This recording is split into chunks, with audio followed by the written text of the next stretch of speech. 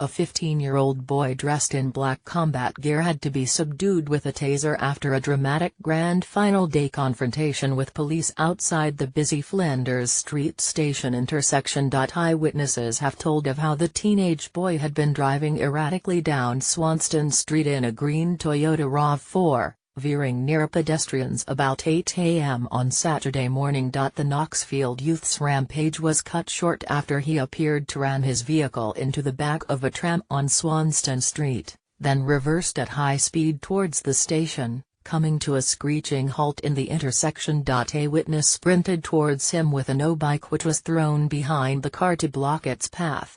Another witness, apparently a homeless man, approached the car and smashed the driver's window, berating him, as other horrified onlookers called the police. The driver then got out of the vehicle and confronted police.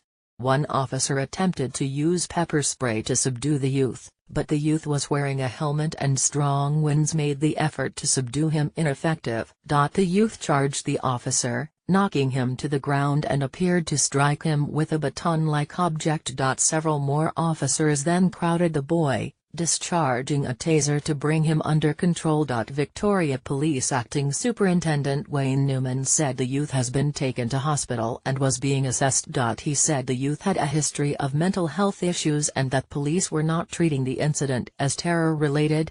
At this stage, counter-terrorism links is not something we are looking at in any depth.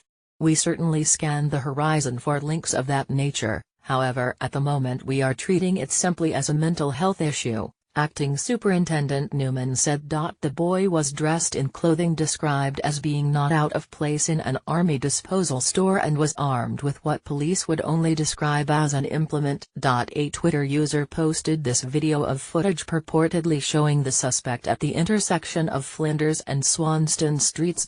Police have said they do not know if the driver was intending to harm pedestrians. Witnesses have been reported as saying that the man appeared to be trying to hit people. He was certainly armed with a weapon, but I have no information that he was actually trying to attack pedestrians, Superintendent Newman said. The man was wearing a helmet and backpack. Witnesses have told the ABC that the man appeared to be goading the police to come for him. A lone cook was working for a company setting up equipment for the Grand Final in Federation Square, when he said the man in the car drove at him. He swerved and tried to run me over, Mr. Cook told the ABC. He dead set tried to kill me. He came out of the car with a black baton, full head-to-toe black military gear, took a backpack out of the car to simulate a bomb, and then he was telling the cops to come for him.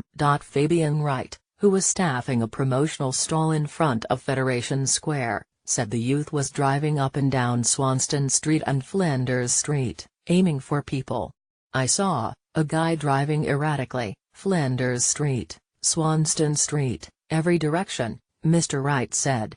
Up and down, skidding the car, up and down skidding the car. When asked if he was trying to attack people, Mr. Wright said, yes, with his car. When he was driving, he was aiming for people, swerving into people. People were screaming. Mr. Wright said the man continued for about 5 minutes before coming to a stop in the middle of the Flinders Street and Swanston Street intersection.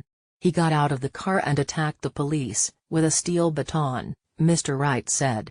Then they tasered him. He said it took about 6 to 8 police officers to subdue the man. Superintendent Newman praised members of the community who threw a share bike behind the driver, but said police encouraged Melbournians to call 000 in that situation. Victorians won't stand by idly, he said. Superintendent Newman said police responded to 000 calls made by the public within minutes. Because of the actual time of the morning, I don't think there was a lot of pedestrian traffic. I don't think he posed a great threat, he said. He said the man is currently being assessed by hospital staff. The bomb response unit was at the scene and the area is cordoned off,